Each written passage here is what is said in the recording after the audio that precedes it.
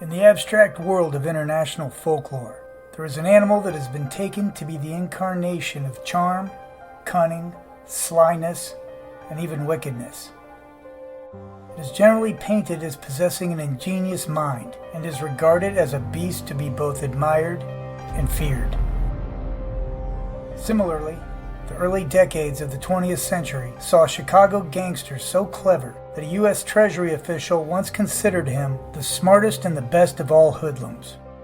A man that the Chicago Crime Commission regarded as an organizational genius, widely respected among the most powerful bosses in New York City. A man that crime journalist Herbert Asbury described as unsurpassed in the annals of American crime, and the nearest thing to a true crime mastermind that the United States had yet to produce. A man who saw a more peaceful future for organized crime and was willing to commit murder to achieve it. This is the legend of Johnny the Fox Torrio. I wouldn't know a gunman if I saw one. The gangster era starts. 5 feuds of public enemies bring a reign of terror and baffle police. How did this famous gangster treat you? He treated me wonderful. This is what I'm telling you, what I'm exposing. This is my doom.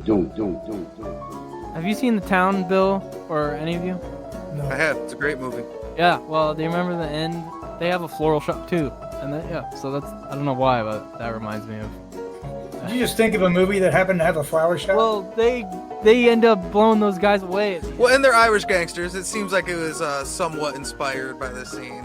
They are in there. Gotcha. So it's a gangster movie. Yeah, like bank robber movie, yeah. But you're going like, have you ever been to Frankfurt? They have a flower shop. Awesome. I was just reminded of... I'm with you. There's a connection. I just didn't see it. In that flower shop, Ben Affleck drops one of my favorite gangster movie lines. He tells that old guy, he says, "Who do you think you are, the only guy in Charlestown with a gun?" Great movie. I wrote it down. I'll try to check it out. So, okay, some of these names, Bill. Louis Altieri. I would go ahead and say Altieri. Altieri is what it sounds like. And it's Louis, not Lois. Right? Yes. What is wrong with you? Well, it says Lois on my thing. It is. It does say Lois. It's Lois. Yeah, get off my ass. Well, sorry, I had to fatten up your 3-page script. That he was proud of. Sorry if the typing got away I from thought me. it was good. It was good. It was just very short.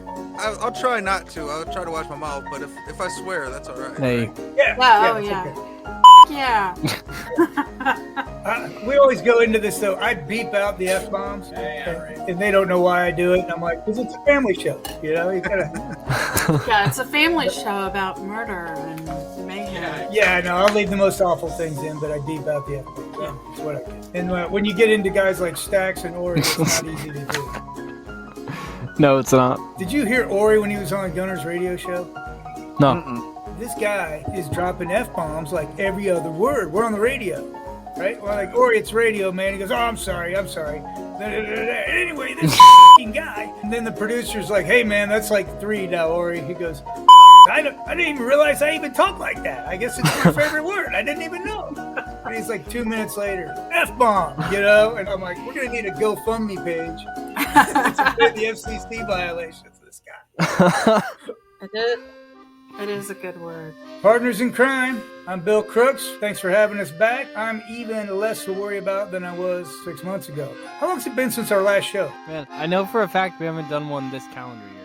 We have not. That It's doesn't been seem a while. possible. We did one middle of December. With Oldfield, Yeah. the Black Hand. To my right, podcaster extraordinaire, Zach the Zip Griffith. Hey. And to his right, we have Anne-Marie Giuliano. Ree, how you doing? I'm doing great.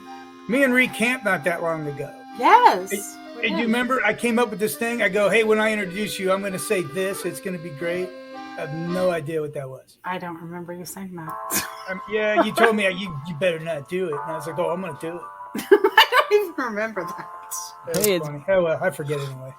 Okay, and special guest, Locke from Say Hello to the Bad Guy. Hey, how's it going, guys? It's great to be here. I appreciate you guys having me on. So we're going to do Johnny Torrio tonight. We never do Chicago stuff. Why? Because I don't really know a lot about Chicago. Locke and the Bad Guys, they've done Al Capone, they've done Colissimo. Who else have you done? We did Jack McGurn. We covered Tony Accardo. We covered the Everlay sisters, which aren't actually outfit. They were ladies, but they started in the Levy area, which is the same area Big Jim started off at. So it's still kind of Chicago related. So we've covered all different aspects of that area of Chicago, except Johnny and Torrio. So we're going to fill in the blanks tonight. Hey, guys, I forgot. On our tech board, we've got Joshua the intern. Yeah, forgot about me for what, the 5th episode in a row? He's on. All right, here we go. Johnny Torrio. Let's get started. Johnny the Fox Torrio is born Giovanni Donato Torrio on January 20th, 1882 in Montepeloso, Basilicata, Italy, to parents Tommaso Torrio and Maria Carluccio. Tragedy strikes the Torrio family early on in young Giovanni's life, when his father dies in a work-related railway accident when he is only 2 years old. Shortly after his father's untimely death, Torrio and his widowed mother relocate from Italy to the United States, landing on James Street in Manhattan's Lower East Side in December of 1884. In the Big Apple, Giovanni's name becomes the Americanized Johnny, and Maria finds love again, or something close enough to it, and remarries Salvatore Caputo. The marriage provides the young Torrio with a modicum of stability, as well as 3 half-siblings, Nicholas, Isabella, and Grace. Having covered so many gangsters, that's a real cocktail for a future gangster. You got financially impoverished, you got either abusive father or no father, and then they move into the Lower East Side, which at that time, you had all these immigrants thinking they were going to come to America to chase the American dreams. And they were all ending in the Lower East Side, which is like ground zero for all the terrible gangster shit that started in America at the time. Right, great. They've got the door wide open. Every time we do a show, the first couple of paragraphs, we can just substitute names. Yeah. Like nearly all Italian immigrant families, the Torrios need every financial benefit they can muster, and so young Johnny is inducted into the workforce at an early age. He initially finds work operating as a porter in his stepfather's grocery store, which was a front for a bootlegging operation. Yeah, and I want to throw in, when we think of bootlegging, we think of prohibition, but it actually started before, and it was a means of creating alcohol to avoid high taxation. Then you could sell your booze a lot cheaper, so it was still a thing even decades before prohibition, which of course prohibition will expedite it and streamline it. It's an early introduction to the criminal life, and as he grows older, he finds himself a bouncer in the local Manhattan dives. It's rough work for a boy in his teenage years, but provides the requisite toughness required to mature into a life of crime. It isn't long before Torrio and another James Street local, Robert Vanella, join a street gang together, with Johnny eventually ascending to its leadership. Through his multiple jobs and schemes with the gang, Torrio saves enough money to purchase and open a pool hall for the organization. Impressive on its own, but of course it serves as a front for the gang's numerous illegal ventures. This guy's probably not even 20 and he bought a pool hall. Well, and I think it definitely speaks to early evidence of the career that he'll have, that at an age where most of the other gangsters, especially the gangsters his age, were purely street level guys, mugging, armed robbery, strong arm robbery. He's already investing in businesses and using them as front businesses. And I think that just goes to show you that there was always extra gear there that a lot of these guys didn't have. Right, which makes you think there's a lot of mentorship going on, though. You don't come up with this on your own, generally. So we've already seen he already had a stepfather who's kind of had a business with a little bootleg operation in the back. And I feel like he's one big series of effective crime leaders that create basically a super gangster over time. The pool hall front serves its purpose, and the gang's underworld activities expand.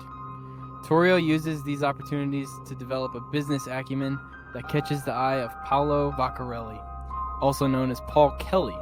This is around 1904. Kelly is the leader of the infamous 5 Points Gang, an organization that holds incalculable political influence in New York. If anyone listening has seen the movie Gangs of New York, Yes. the 5 Points Gang is like the main antagonist of the movie, yeah. Right, like the Dead Yeah. Rabbit Society or whatever. Daniel Day-Lewis, great movie. Right, yeah, and we'll get into 5 Yeah. points a little bit here. And Paul Kelly was definitely one of the gangsters that kind of bridged the gap between the 5 Points Gangs in New York style of criminality to the more organized crime that we know now. Right. And he was actually a Bantam League boxer, and nice. boxing guys got more butts in the seats if they had an Irish name. So that's why he kind of jumped over to the Paul Kelly name. It drew more people in on the fight ticket. See, but there's another interesting tie-in. He's like the third one that we've done that had a boxing. Well, yeah, Nicky Scarfo did. Obviously, the Chin did. Didn't DeMeo box? Yeah, I think he did. Well, and somebody that you guys didn't cover, but along the same vein, Jack McGurn from Chicago. He was Sicilian and was a boxer and changed his name for boxing purposes, exactly like Paul Kelly did. Yeah, his name was Vincenzo Gibaldi, and he changed his name to Battle and Jack McGurn. By 1905, it said that Torrio's gang becomes a quote-unquote 5 Points Junior. Under the continued tutelage of Kelly, Torrio's gang begins running legitimate operations at the Brooklyn dock in addition to their illegal schemes. Torrio's gang has a large interest in the numbers racket, but also dabbles in other endeavors like bookmaking, loan sharking, hijacking, prostitution, and drug trafficking, mostly opium in the drug trafficking. Anyway, I got some notes on the 5 Points gang I want to go over. Yes. The 5 Points took its name because it marked the intersection of 4 streets in the area of Manhattan, which come together to form like a house-shaped pentagon. Anthony, which is now Worth, Cross, now Moscow, and Orange, now Baxter, and then Little Water, now it's non-existent. They converged to be what's known as the 5 Points. So by the 1820s, this district had been a center of settlement for poor immigrants, and it was considered a slum area of rundown wood frame and brick buildings, warehouses, commercial enterprises, dating back from the 18th century and the early 19th century. It's populated by mostly poor English Scots, with increasing waves of German, Welsh, and Irish refugees by 1840s. Now, that's the textbook definition of what it is. What it really was just a nasty, crazy, impoverished, disease-infested, crime-ridden hellhole. And I've seen a few documentaries, just not even about gangs, just about the 5 Points. Everything was a brothel. They're like literally every building, not at the same time, but at one point or another, had a police record for being a brothel. It stays that way for like 70 years. And it's just as filthy and as nasty as you can imagine. I even read that Charles Dickens once came to America, and that's what he wanted to see. He wanted to see if it was just as awful as he had heard. So it was a scummy place with a global reputation. A Tale of Two Brothels, Charles Dickens. Yeah. Well, when I think of a brothel, I'm thinking of that one on Beetlejuice that's real, like he's like, man, I'm feeling a little anxious. What it could be is, there's a tenement with 3 or 4 floors or whatever, and they've got all these tiny little rooms. So you rent a room, and then you bring a few girls in, and congratulations, you own a brothel on the 4th floor. That's all it took back then. It wasn't necessarily a elaborate setup. It wasn't a strip full of bunny ranches. It was quite the opposite. A scummy room here, a dirty room there.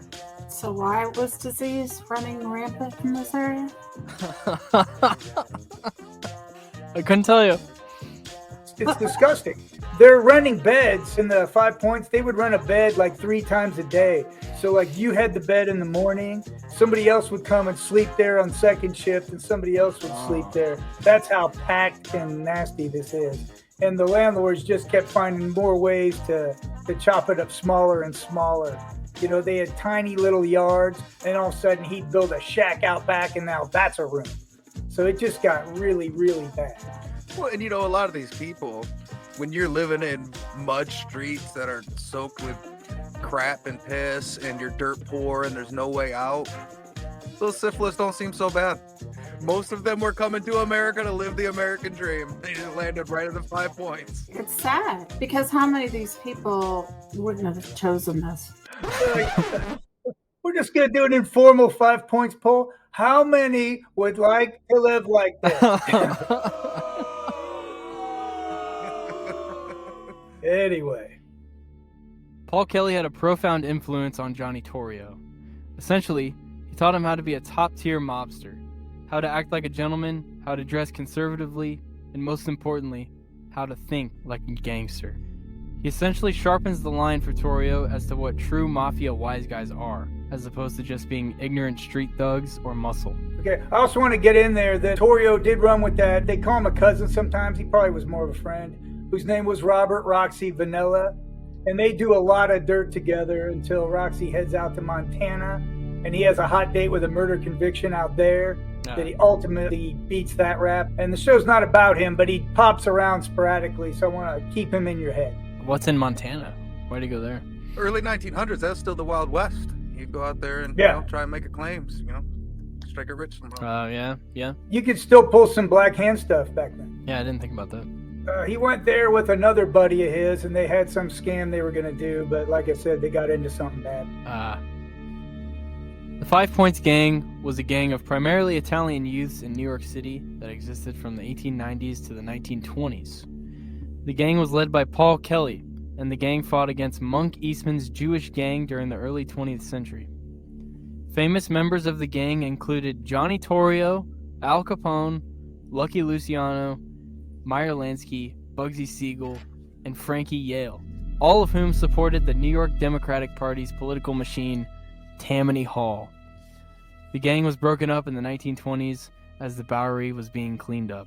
Yeah, it's definitely a dream team type lineup. But one thing I want to make sure we covered on here, because so much of Johnny Torrio's career, we know him as the Fox and a lot of the slick moves and the business moves and the eloquent gangster business move he makes. But this would be his, for lack of a better term, making his bones type of era.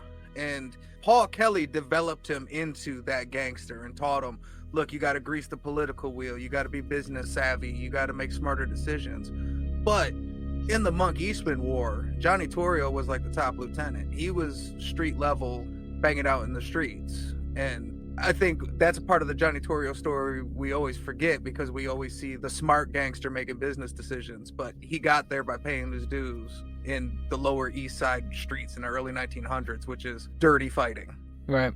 And Tammany Hall was a political machine, like they said. And a lot of this stuff they're learning now, too, is how to win elections. They would do it with physical force, bribes, but he's really getting an education on how to manipulate the political machine. Fair to say Tammany Hall was just a bunch of puppets running the... Oh, you make it sound fun, like the Muppet Show. Okay. Torrio often recruits neighborhood children to run errands for him. One youth that catches his eye is an up-and-coming gangster working at Paul Kelly's club, a thuggish youth named Al Capone. Capone hails from a few different gangs, including Junior 40 Thieves, the Bowery Boys, and the Brooklyn Rippers. He comes to admire Torrio's stature and demeanor, and begins looking to the mobster as a mentor. Impressed with Capone's potential and instincts, Torrio hires him as a bouncer at the Harvard Inn, a Coney Island establishment owned by Frankie Yale, an associate of Torrio's. I think a lot of times that the relationship between Torrio and Al Capone in New York may have been way more tertiary, because if you look at it, Johnny Torrio's 17 years older than Al Capone. So if you look at the age groups, I really feel like the relationship was a lot more. Johnny Torrio had kind of taken Frankie Yale under his wing, and Frankie Yale takes Al Capone under his wing. So by the third degree of separation, Al Capone's kind of there. But I just don't know what kind of relationship they'd really had prior to Al Capone actually coming down to Chicago once he was an adult. I feel like the relationship was more like, friend of a friend type situation at that age. Yeah, their relationship was definitely not a buddy gangmates. It was definitely more of a father-son or uncle-nephew kind of a relationship, where he was definitely an elder and was taking him more under his wing. But I just think there's a huge age gap. And when you look at the dates on it, right, Torrio was probably more cool with Frankie Yale, and Frankie Yale had Al Capone under him. Yeah, it makes sense. Organized crime is more than a career path for Johnny Torrio. It seems to be coursing through his bloodlines.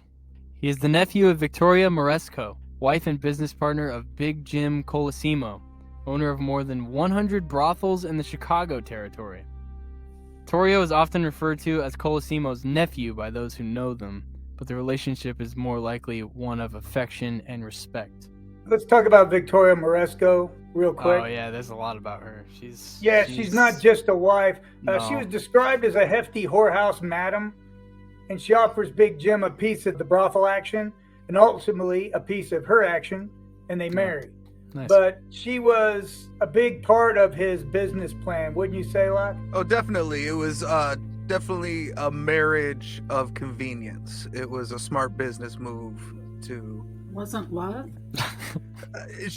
For the most part, it seems like she was probably not either an attractive or kind woman. So I don't know that it would be love, but Big Jim at this point in his life was a smart guy and he was making smart business moves. And you got to do what you got to do to get the business started, you know? Have you seen pictures of her? I have not. I have. She's not disgusting. I'm gonna look her up right now. Oh, that's a glowing endorsement. She's a handsome woman. Not as bad as you think, though, if the picture I saw was accurate. Hey, but one thing you always have to consider with old-timey pictures is there wasn't a lot of pictures. So any picture you see, that was picture day. Like, you got ready and busted out your best hat and your best outfit. Yeah, she's made up. She's got her hair curled. She's got the lips done. They got her best side, you know. Yeah, back then you might only get 2 pictures taken in your whole life, and both of them are going to be like your glamour shots. Look, I would be a handsome guy if the only picture you ever seen of me was my senior picture and then, one at my wedding. I tanked both those. I have no comment on Victoria. Oh, but one thing I wanted to say, how it said they had 100 brothels. One of the things we talked about with the low levelness of some of these brothels, he was notorious for, in the levee, being a guy that was running dollar brothels and 50-cent brothels. Whereas in that same area in the levee, there was the Everlay sisters who had a legit club that was, first class. They were pioneers of the brothel industry. But Big Jim had 100 because he was trying to just mass produce them, and he treated it like a restaurant business. Like, you want to turn over tables as quick as possible. Right. Now, these women, are they voluntary prostitutes? Big Jim's typically not. Well, that's wrong. Very wrong, yes. It's not great. Well, and the worst part about this, some of these girls were even sold off at this day and time by even family, parents, Right. Stuff like that would, sell them off into brothels. If you're from rural Illinois and times are tough and you got a pretty daughter and she's extra mouth, they would sell them off. Times haven't changed that much. Because if you study sex trafficking today, it's very similar. A lot of times people are selling their daughter. As 1909 rolls in, Colosimo invites his nephew to Chicago in an effort to deal with Black Hand demands that are coming down on him. Torrio takes care of the problem and stays on with Colosimo in Chicago, running his uncle's operations and organizing the muscle that's necessary to deal with the savagery of the Chicago underworld. So they say he goes there to fight the Black Hand. The story kind of goes like this. Torrio comes to town and he gets a beat on the extortionist demands being leveled on the family. And then he sends a message to the Black Hand conspirators. He's essentially agreeing to pay them. And as the bagman or the bagmen come to collect the payment, Torrio just has them gunned down. So he just takes them head on like that. And ultimately, I think he's kind of recognized as being too dangerous or too problematic to mess with. And one way or another, he does resolve the problem for his boss. To your point, take care of it real quick. I really feel it was like a major league ball player that, had to do a rehab stint in AAA ball. He was from the Lower East Side. He was from the 5 Points. He had been in the Monk Eastman Wars. So when Big Jim calls him about this Black Hand problem, he was a guy that was familiar with that kind of racket, and he knew what the deal was, and he was willing to put in the legwork to handle it. And I think that was what instantly got him the credibility in Chicago, is that he came in and he was from the real deal, New York. And then he moved in and took care of that stuff real quick and nipped it in the bud. And that put everybody in the Chicago area on notice. Yeah, you're right, because in our other show, the Black Hand seemed invincible with their little sneaky notes and their multiple people and the way they were mailing it here, mailing it there. So for him to come in and just clean it up real fast, it's not a small feat. Well, a lot of the Black Hand, the anonymity is what made it what it was. It's a lot like internet troll, As long as that anonymity was there, they were good. But as soon as face-to-face, all of a sudden, they weren't really as about that life. Right, unless they stab you or blow up your court. Right, but even that stuff, they came after you like if you were hiding. You had to beat them with offense. You had to out-offense them. Yeah, fair enough. And it's 1914, so guess who's out of prison? Vanilla. And a few months later, the two are implicated in a July 1914 death of a Chicago police sergeant who ends up actually getting killed by other police fire during a vice raid. But the newspapers at the time are reporting that Vanilla is affiliated with the Black Hand. So they file all these charges against Vanilla, Torrio, Colosimo, but the cases are never brought to trial. Eventually, Vanilla just hightails it back to New York.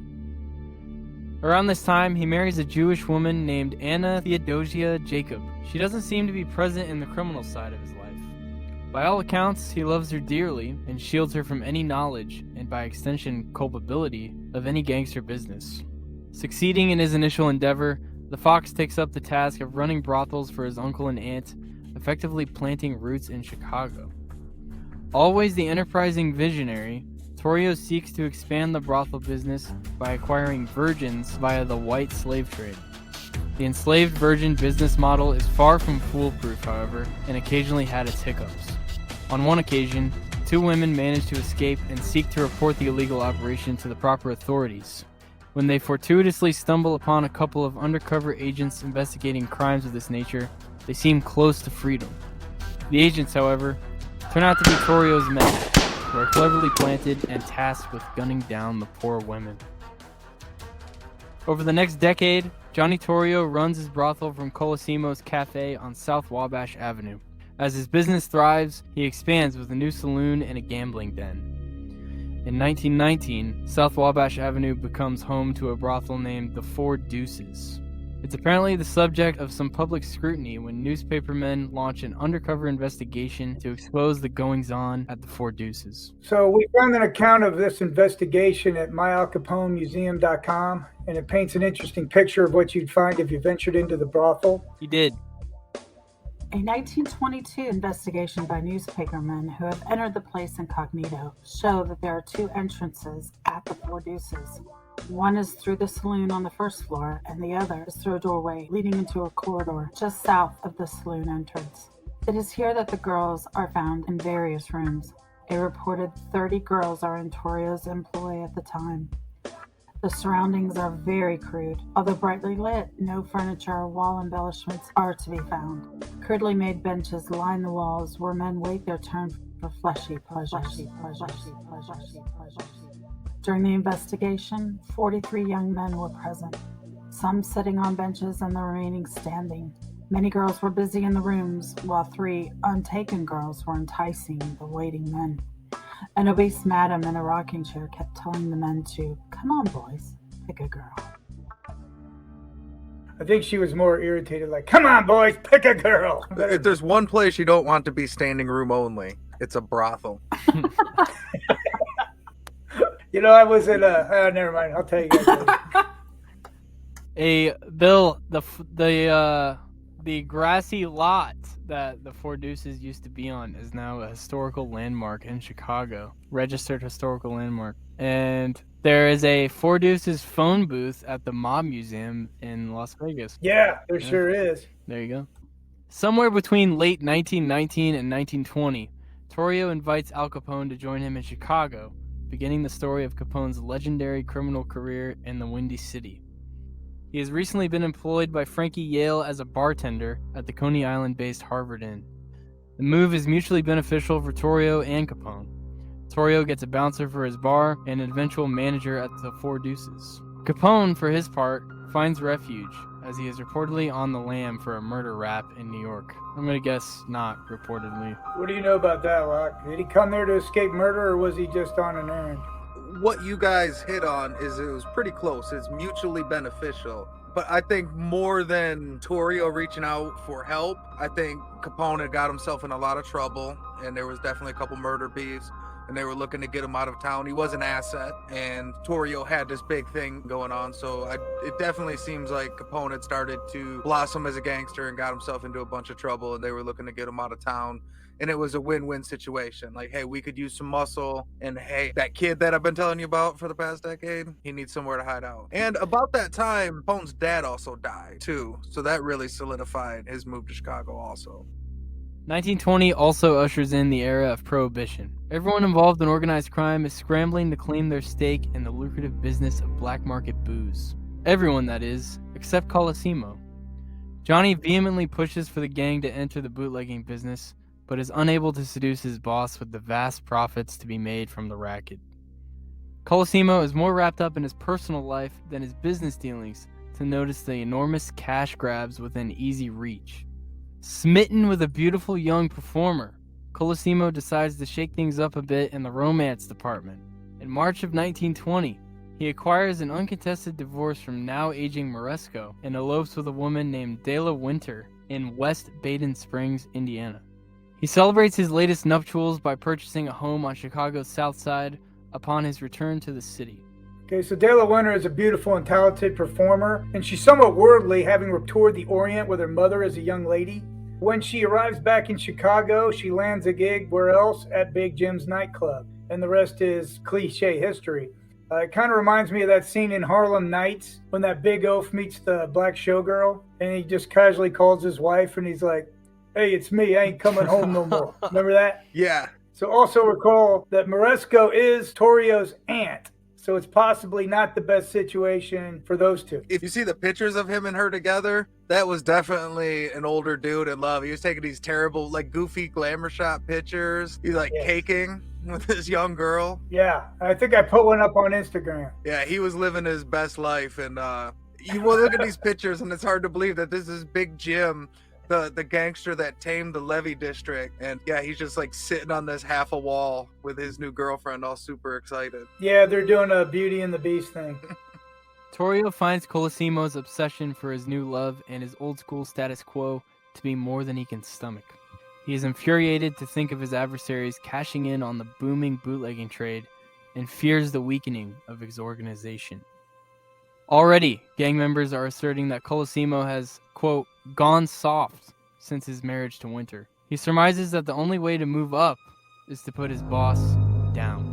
And if there was any question to if Big Jim had went soft, all you have to do is look at the pictures of him and Dela Winter.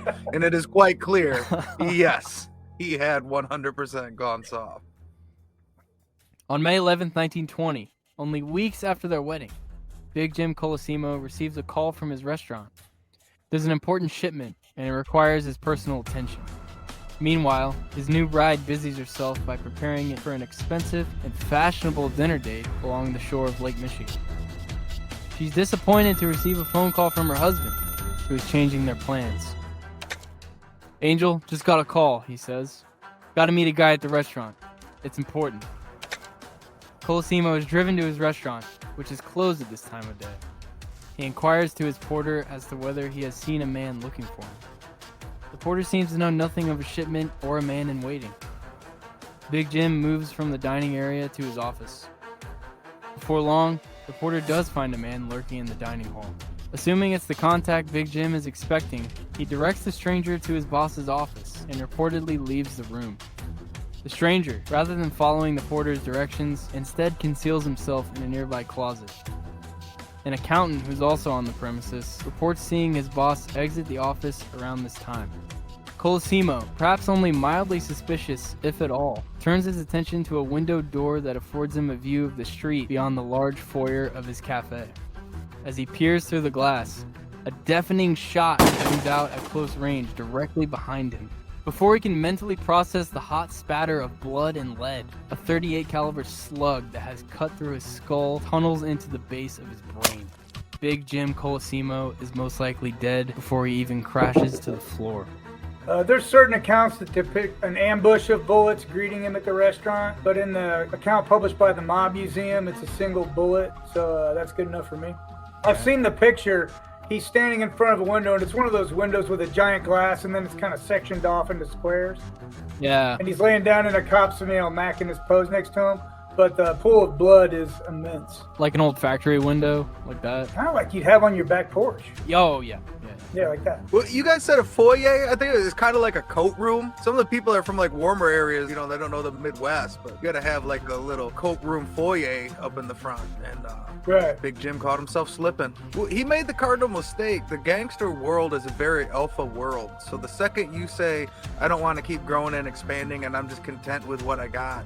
You know, he liked his little restaurant and the business he had. And these hungry gangsters underneath you don't want to hear that. Right. Well, now you're back to Johnny Dangerously, right? I'm shutting down the gang. Yeah, well, I'm opening it back up under new management. I love that all the gangster movies you quote are all comedies. No, it's never the Goodfellas or Casino. Parodies. It's always, Johnny Dangerously or Harlem Nights. Yeah, I find them ironically accurate despite their comedic nature. I agree. It's pretty funny. Although it's believed that Johnny Torrio placed the deadly call, Frankie Yale is alleged to be the man behind the murder, having traveled from New York to Chicago. Under the orders of Torrio and Capone, he most likely carried out the heinous betrayal personally. However, he's never officially charged with the slaying. Capone is also suspected of being the killer, and even Colosimo's ex-wife is looked at as a suspect due to her unhappiness with the financial arrangements of their divorce, thus organizing the hit on her ex. You would buy on that? I don't believe it was the wife. I don't either. I do. I don't think so either. I don't think so. Why? Why don't you believe it was the wife? I just think she was financially motivated, but not as much as the other. Like, the guys in his gang were being held back because of him. Well, and I think, honestly, if you're her, you're still better off financially as Big Jim's ex-wife than dead Big Jim's ex-wife. There's still probably some value to that. I think it was definitely Johnny Torrio and Al Capone. I mean, Prohibition wasn't just big money. It's, epic game-changing money. And he was in the way of that. And Johnny Torrio, where he liked to make business decisions, we've seen a couple times, when it's time to make the tough call, he'll make that call. Yeah, it's worth noting too, De La Winter is said to have essentially relinquished the money inherited by his demise. And she went on to marry at least 3 other times, all to reasonably successful men. She died at the age of 95, heart failure. Wow. And she left behind 2 children, 4 grandchildren, 3 great-grandchildren, and a cat named Mr. Boots. No, I made that part up. But she had a big family and a lot of men in her life, and she went on to live and didn't really take much advantage of his money the way I hear it. Her bad boy phase when she was young took a real negative turn. Yeah. But yeah, I guess she didn't marry him for the money, right? Well, at the time, she was young, right? She was like 18, 19 years old, so it was probably exciting and fun, and, he's a little dangerous or whatever. They say Big Jim was a big, handsome dude. Or maybe she just didn't want the liability of taking that mob money. Yeah. Maybe she was really in love. They really had a relationship for the ages, and Johnny Torrio took that from them. Well, as the only woman here, and an Italian woman, I can see her wanting to knock him off to let the other men in her life know, don't fuck with me, don't leave me for a younger, prettier girl. It ain't worth it. Oh, you're talking about the older woman doing it. Yeah. I thought you were saying, like, she's getting proactive. Like, okay, first husband's a starter husband. I'm going to kill him to let the other 3 know what happened. Yes. Like, that would be really planning ahead. Women are crazy. Well, every single one. Now I'm going to contradict myself because she is correct. You can never underestimate a scorned woman. They will have you shot in a coat room. Yeah, but if you got to look for motive, that I don't want a bootleg motive is pretty strong. Yeah. Whomever the killer, it's Johnny Torrio who organizes an extravagant funeral for the deceased underworld kingpin. It's attended by the local society's upper crust. Men like First Ward Alderman and Cook County Democratic Committee member Michael Hinkydink Kenna, the second First Ward Alderman Bathhouse John Coughlin, several other aldermen, a couple of members of Congress, a state legislator, and a few judges. In all, there's reportedly 5,000 souls in attendance. His hearse carrying him to Oakwood Cemetery in a $7,500 silver and mahogany casket. Those 2 aldermen, Hinky Dink McKenna and Bathhouse John, they are like the Chicago equivalent of Tammany Hall. They're almost as equally responsible for what becomes the Chicago outfit as Big Jim and John Torrio. They were the base of the political corruption that started this giant machine running. How much is $7,500 today? That's 1920. So $7,500 in 1922. It's about $106,000. Damn. First of all, it's the least he could do, since he killed him. But it also sets the standard for the giant flower-studded extravaganzas we've come to know as mob boss funerals. I think this was one of the first ones that really kind of set the standard for what they get. With the death of Colosimo, Torrio is the heir of a prosperous criminal empire. He immediately begins to expand it into the lucrative bootlegging business. Although his expansion plans are aggressive, his handling of the various gangs in the area is far more cautious. With Capone as his sidekick, Torrio tries to negotiate compromises between his gang and the others in the city. He also consolidates his group, which until then has been called the Southside Mob. It's the genesis of what will be known as the Chicago Outfit. With a vision for organized crime that precedes the accomplishments of Charles Luciano, he arranges to meet with all the significant bootleggers in the area, including one of the more formidable outfits to rise at this time, known as the North Side Gang. The North Side Gang is predominantly an Irish-American group, although it also welcomes Polish and other mixed ethnicities into its numbers. It's led by a man named Dean O'Banion. Okay, so O'Banion and his cronies came up and thrived during the somewhat famous newspaper wars. And these are wars between the Tribune, the American, and the Record Herald. So O'Banion and his friends are called sluggers. First for the Chicago Tribune, and later for the Tribune's rival, the Examiner. The sluggers would intimidate sellers and readers of the wrong newspaper. So you could get beat up, and this got really violent and was a big thing at the time. So the Chicago newspaper wars were lethal. There'd be gunfights in saloons, on the streets. One of his lifelong friends back then became Bugs Morant. The newspaper wars hardened the North Side Gang, and the political contacts made by O'Banion during this period serve him well and prepare him for the bootlegging battles that the Prohibition era ushers in. The North Side Gang easily commandeers the local breweries and distilleries, giving them a distinct advantage over their would-be competitors. While the Northsiders provide high-quality beers and top-shelf whiskeys, the other bootleggers are peddling rot-gut liquors and low-quality brews. Well, you remember the near beers that Dutch Schultz was schlepping back in New York? Yeah, it's like, they were doing all kinds of hokey things, but they actually had a good distillery. What I know also, the Northside Gang, they had a lot of access to Irish connections to get in Irish whiskey, and Irish whiskey was at a premium because people were drinking the rot gut liquor, which was terrible. And I know a lot of the Southside gangs, they bought up breweries.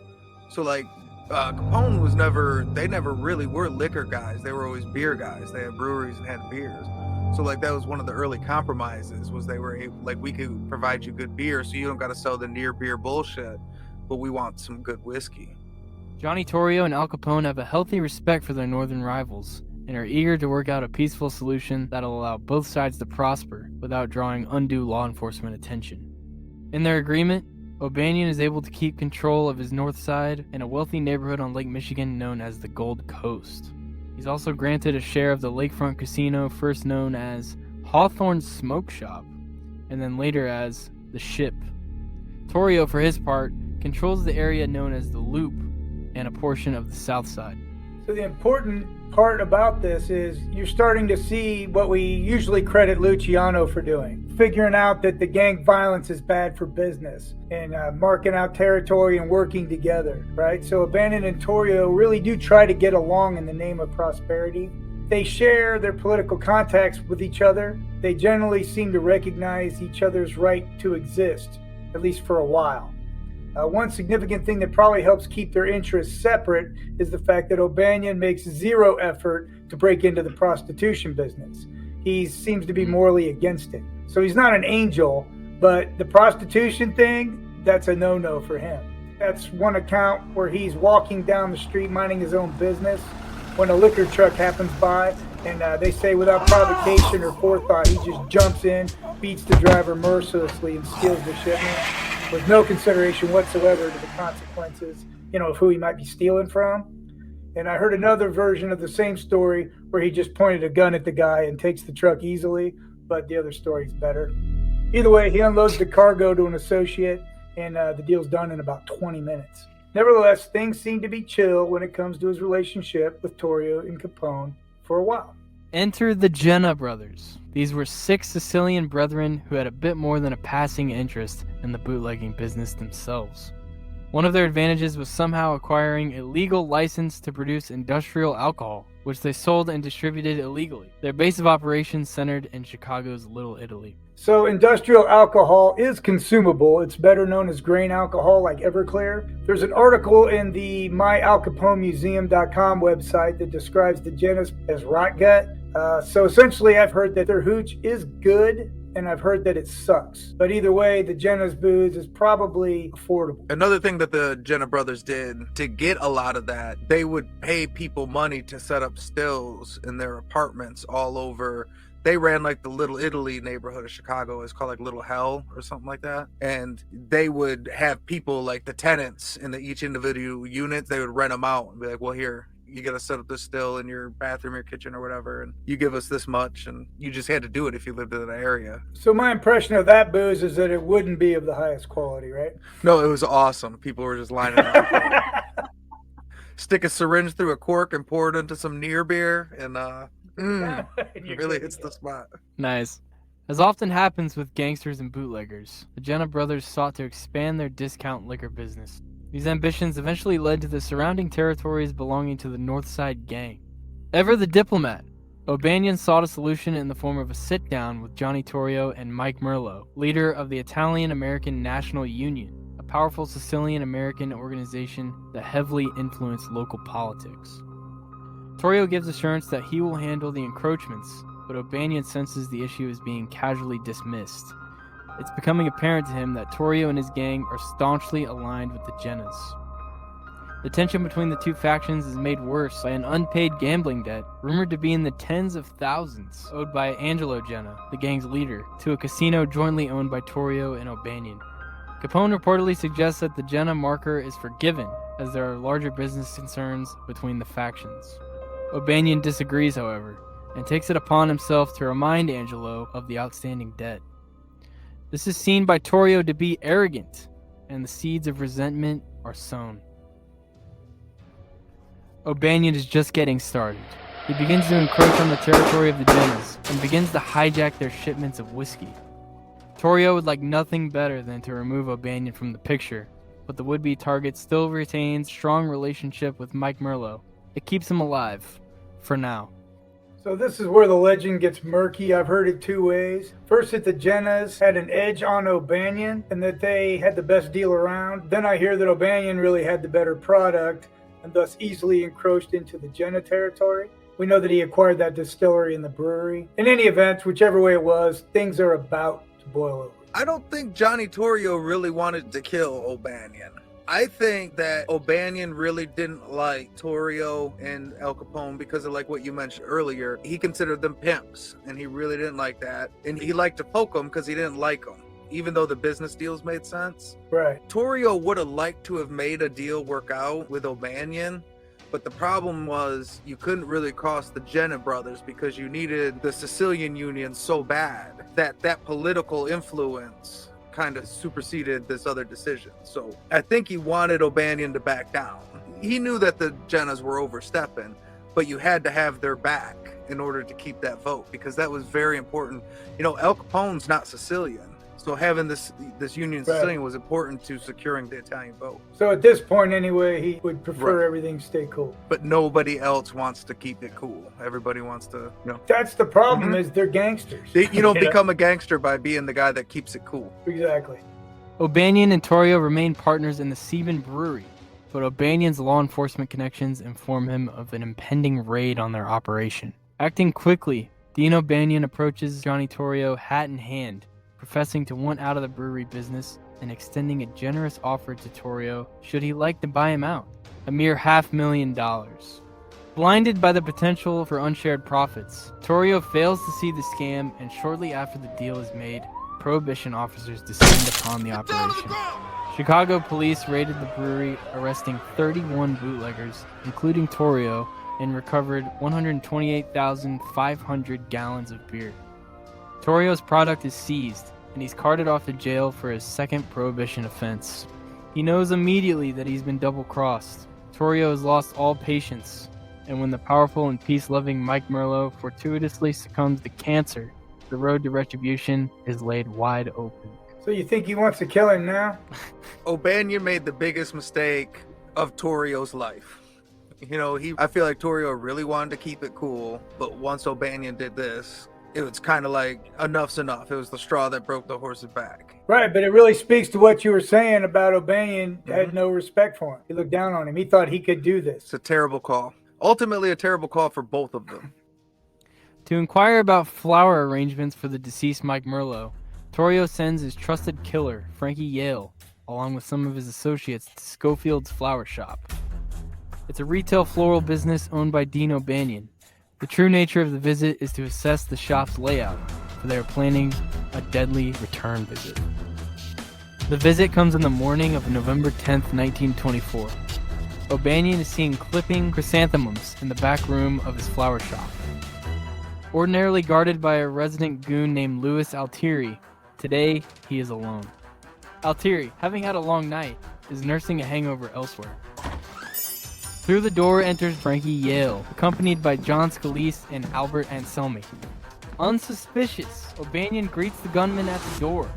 He extends a handshake to his assassin, Frankie Yale. Yale returns his handshake, but not his hands. Clutching them both tightly, he holds his prey while his gunman fires 2 bullets into O'Banion's chest, 2 in his face, and 2 in his throat. So that O'Banion hit, it's one of my all-time favorite Bob hits that people don't talk about. You know, everybody always talk about the St. Valentine's Day Massacre and Paul Castellano. But O'Banion was notoriously one of the most guarded guys, and he had his guns on him when he was shot that day. And Scalise and Anselmi, they're better known as the Murder Twins. And anytime you got Frankie Yale, who's already took out one boss, along with the Murder Twins, that's a hell of a hit squad to put together. It also shows the level of respect they had for O'Banion to make sure they get the job done. That not only did they send in that many people, they sent in Frankie Yale just to hold his hand to make sure he couldn't get to his gun so they could kill him. That kind of was the hit that set, you know, the Chicago beer wars, you know, all the action you see in Chicago on fire. To me, one of the craziest hits in mob history that most people don't talk about. It's brilliantly set up too, because they're there under the guise of a flower arrangement for a guy that O'Banion loves and his dead, and they're paying their respects, you know, to his friend that's dead. So his guard's down. And that's why you needed Frankie Yale, because it was somebody that O'Banion would believe was, you know, paying his respects to Merlot. Jaime Weiss is thrust into the leadership position of the North Side Gang and is backed by Vincent Drucci and Bugs Moran as his right-hand men. Weiss is unappreciative of the advancement opportunity provided by Torrio and company. Outraged by the killing of O'Banion, he vows revenge against the assassins. And Jaime Weiss, when he took over, Jaime Weiss was definitely known as a lunatic. Like, he had chronic migraines and he was always irritated, and he wanted revenge for O'Banion. Like, he was a fierce O'Banion loyalist, and he did not take that lightly. The first target on Weiss's hit list is Al Capone. In January 1925, a crew of men from the North Side Gang ambushed Capone in the street. By some miracle, he walks away from the would-be assassination unscathed, but it's a wake-up call he won't soon forget. How much do you know about that hit? This is kind of what the North Side Gang was notorious for. They had the cojones and they had the bullets, but they didn't have a lot of strategic sense. So they pretty much just drove a caravan of cars down the street and lit the building up with Tommy guns, you know, Tommy guns and other guns. And they actually went through one time, shot them in the air and missed intentionally to try to draw out the crowd, and then sent out a second wave to shoot the building up again. But even though it was a big show and there was a lot of damage done, I think one civilian had got like shot in the eye or something, but no real gangsters were killed. Allegedly, Tony Accardo was like a young bodyguard at the time and threw Capone down and saved his life, or like threw him down and jumped on top of him. And that's kind of how he got in his good graces. But it was just a lot of show and no go, a lot of bullets, and it was kind of the North Side Gang style, is to shoot up areas with no real strategic attack. Just close your eyes and spray. Mm-hmm. So some people say it was thousands of bullets. It was closer to probably, they say like about 500. But yeah, they pumped about 500 shells into the Hawthorne Hotel in the middle of the day. And it's over in about, what, 3 minutes? Mm-hmm. In 2 waves. And that was Chicago in the 1920s. You could just pull off something like that. The next name Weiss wishes to cross off is Johnny Torrio. Torrio will not be as fortunate as Capone. Unwisely leaving his guard down, the Fox is driving his wife home from the grocery store. The couple exits their car and begins to make their way toward the entrance to their home, unaware of a gunman's quiet pursuit. After only a few steps, the air explodes with the sound of gunfire. Johnny Torrio reels from the assault. Bullets tear through his right arm, groin, neck, and chest. His wife is terror-stricken. The killer steps forward, pressing his gun against the temple of her husband to deliver the final shot, when a hollow click reminds the startled bullets have been spent. Hoping that the 4 shots are enough, the gunman and his driver flee the scene. Obviously, Johnny Torrio is severely injured. He requires immediate emergency surgery. Incredibly, Torrio survives the assault. His bodyguards, led by Al Capone, stand guard outside of his hospital room to ensure there will be no more attempts on his life. So the shooters in this, I believe, are assumed to be Weiss and Moran. And this is the shooting where Torrio became the victim of the war that he never really wanted. He just wanted everybody to make money and relax, but like you said earlier, they're gangsters. Now he's shot in the face in front of his wife carrying a bunch of packages. Right. Well, it's kind of karma, though, because he went after Colosimo, who just wanted to hang out with a little lady. It's true. Here it comes back to roost. For the record, jams happen a lot in gang fights or in the gangster world because these guys aren't military trained. They don't keep their weapons clean. That's not their thing. They don't do that. And that's important to a weapons performance. You know?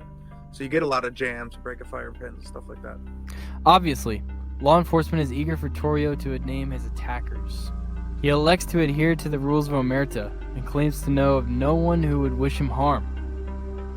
Similarly, Capone remains tight-lipped, but confesses that even if he knew, he'd never name them for fear of retribution. Upon his recovery, Torrio finds an almost year-long jail sentence patiently awaiting him. There are rumors of him paying a warden to provide 2 armed guards around the clock and a bulletproof cell. I'd believe that. Yeah, because not only do they have the money, they got the political pull. Yeah. Torrio hands over control of the organization to the 26-year-old Capone. Torrio leaves Capone a criminal empire that grossed nearly $70 million yearly, which roughly translates to $997.5 million today. Later that year, Torrio moves to Italy with his wife and aging mother, no longer wanting to deal directly with mafia business in Chicago. There's no indication that he involved himself in organized crime in Italy. 1928 ushers in the anti-mafia agenda of Mussolini, and he returns to America, investing in real estate and establishing a legal liquor distribution company. After attending a conference of top underworld figures in 1929, Torrio is accredited with organizing the Big Seven, a cartel of East Coast bootleggers that includes Lucky Luciano, Longies Willman, Frank Costello, Meyer Lansky, and Joe Adonis. He's also instrumental in the creation of the National Crime Syndicate. So this is stuff that we usually give credit solely to Luciano. Yeah, right. So it was interesting to find out how heavy a hand Torrio played on this, which also speaks to the influence of the Chicago outfit, because all you ever hear about is the 5 families. I agree 100%. I also think Torrio was this guy that had credibility in both areas, though, because he always was doing some business with New York, and a lot of these guys knew him from pre-Prohibition, so there was some relationship and some name recognition. But I agree, we're on the same page with that. What we credit the National Crime Syndicate, that Lucky Luciano was this young hotshot with this fresh idea. Right. At this point, Torrio, in semi-retirement, was arranging a lot of sit-downs and trying to help calm things down. And just like he had tried to do with O'Banion and the Northside Gang, before the beer wars, he had been trying to organize for a long time, like what Paul Kelly had told him. So, Lucky Luciano's scheme that we credit him for actually goes back to Paul Kelly in the 1890s, where he's like, we could just stop punching each other in the face and be smarter about this.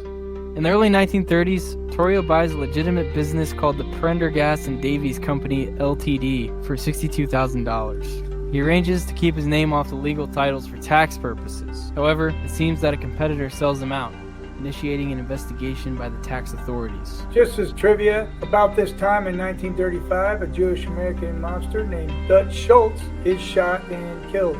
On his deathbed, remember he started mumbling Torrio's name a few times? Yes. When the police were getting all excited, he was talking all that gibberish and they're trying to get anything out of him that might be helpful. So he's got tax problems, and then this guy utters his name, so it makes him a little concerned, like things are turning a little south. By 1936, Torrio gets the news that he'll face prosecution for income tax evasion. He has approximately $86,000, or in today's money, $1.6 million. An internal revenue agent thwarts his attempt to flee to Brazil. On April 22, 1936, he's arrested at the White Plains post office while attempting to receive a passport. His wife has to bail him out multiple times as the charges begin to pile up. She's beginning to suspect that he's not completely legit. I got a slight feeling. Well, Albert Anastasia's wife apparently thought he was in the garment business. Yeah, I forgot about that. Right up to the day he shot. Well, it's all plausible deniability. If you don't say it, then it didn't happen. So. Yeah. And you gotta hide the newspapers, all around the house. Yeah, we didn't get the paper today. If Torrio could have made it to Brazil, he'd have been living the life because, for one, the American dollar spends pretty good down there, and he loved the tropical lifestyle. So before he went to Italy, he had stayed for 2 years in Hawaii, and he loved it so much that he stayed in like a luxury resort. Like after he got shot, when he was recovering, after he handed off the business to Capone, he stayed there like through 1926 and 27. So how is he physically after he gets shot? I mean, does he come back pretty good, or is he debilitated? Well, his face is gone, right? Well, his face wasn't gone. He was okay. He was scarred up a little bit. Like it did damage to his jaw. You know, his bullet to the face mostly went straight through, so obviously it's not good. But he was not good. He was an older man, anyways, that had lived a rough life. I'm 44. And I feel like shit. And I've been through barely any gang fights, so I can only imagine how he's fought. You know, how he feels. Barely any. But yeah, he was worse for wear, but he wasn't, you know, a crippled dude. He was a regular older gangster that was just trying to relax a little bit. On March 29th, 1939, Torrio is sentenced to 2.5 years in prison and a fine of $86,000. Upon his release in 1941, he honors a commitment made to his wife and fully retires from criminal activities, deciding to focus on his real estate business. He's said to enjoy his final days visiting Brooklyn, St. Petersburg, Florida, and Cincinnati. One of those is not like the other. On April 16th, 1957, Torrio is in Brooklyn sitting in a barber's chair waiting for a haircut when he suffers a fatal heart attack. He's transported to the nearby Cumberland Hospital, where he dies within hours. He's quietly buried in Greenwood Cemetery in Brooklyn, New York City. His funeral has been described as sparsely attended, even the media discovering its occurrence 3 weeks after the event. This concludes the legend of Johnny the Fox Torrio. I think nothing says Johnny Torrio's funeral better than nobody knowing until 3 weeks later. Like that's like how he ran everything, kind of low key and under the radar. Yeah. Even his funeral. It's scary when you hear like 1957 sitting in a barber chair. Like the Anastasia, right? Exactly. Heart attack's about as good as it gets. All right, well done, guys. I appreciate it. Well, it's been a long night. I hope you enjoyed the show. Locke, we couldn't have done it without you. You added an element of intelligence to it that we appreciate. Exactly. Thank you, Locke. We appreciate it a lot, man. Hey, check out Say Hello to the Bad Guys. I appreciate you having me on. I appreciate nobody ever in my life has used me and intelligence in the same sentence. I'm moving on up. The bar is low here, Yes, my it friend. is. All right, guys. We're going to say goodnight. All right, good night. All right, good night, everybody. Thanks for having me.